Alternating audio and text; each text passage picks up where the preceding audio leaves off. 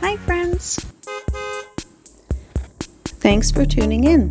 If you like this video, please give it a like, comment below, and take a moment to subscribe to our channel. Welcome to Bruce Mines, Ontario, a small town located along the north shore of Lake Huron.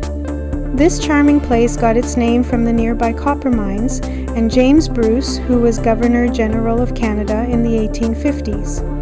Bruce Mines was the site of the first successful copper mine in the country, with operations starting back in the early 1840s. The town grew quickly as miners from Cornwall, England, and even some from Michigan came to work here. Today, you can still see reminders of that past in the old mine sites and local museum. With its lakeside views and historic charm, Bruce Mines is a relaxing stop along the Trans-Canada Highway. Whether you're here for the history, the scenery, or just a quiet place to pause, Bruce Mines is worth a visit.